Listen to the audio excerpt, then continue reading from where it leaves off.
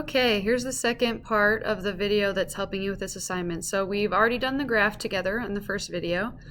Now you need to take a picture of your science notebook and insert the picture of your graph. So that's in this box right here. You click Insert Image Camera. Meg, can you come to the attendance office or call the attendance office? Okay, so you would click Insert Image Camera, and then it'll pull up your camera and you can take a picture of your graph. Now question 2 says, as objects move closer to a charge, what happens to the force? Well, if we look at our graph over here, we can see that over here we're closer to the charge. When we're closer, the force is high. Over here we're farther from the charge. When we're farther away, the force is low. So as objects move closer to a charge, the force increases. The force increases. So I'm going to say this in a complete sentence. As objects move closer to a charge, the force increases. It gets stronger.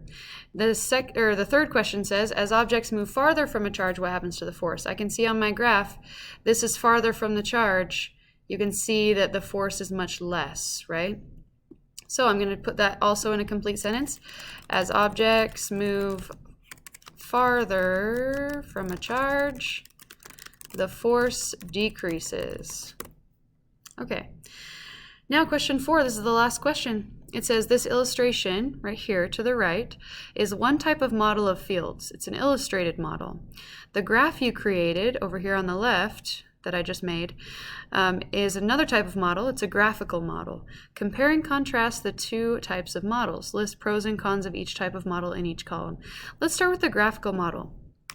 Let's say some pros of the graphical model. Again, that's the graph that we made together, okay? Some pros or some good things about it. I'm on the next page, but that's all right. Some good things about it might be it's very precise. It has exact data. Because it has exact numbers, right? It's precise. It shows the relationship between two variables. Now what that means is, variables. What that means is we have the independent variable on the x and the dependent variable on the y, and this graph shows us that as one increases, the other decreases. So as distance increases, electric force decreases, right? It shows how they're related to each other.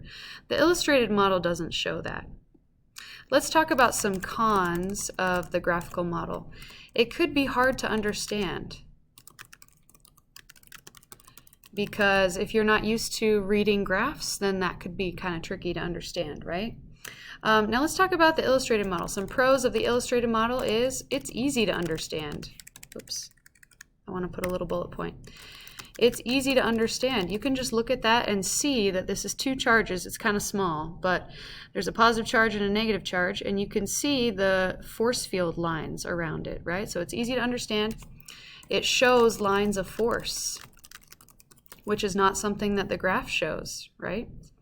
Now, what are some cons about the illustrated model? I would say it's less precise. It doesn't have exact data, right? It doesn't have numbers. The graph that we made has numbers and is exact data, but this illustrated model doesn't show exact data. So even though it's easier to understand and it shows the lines of force in the electric field, it's not as exact as the graph, right? So there's good and bad things about both types of models, but they're both useful. Now you can go ahead and turn this in by going back to Canvas and clicking the blue Submit button. And good luck.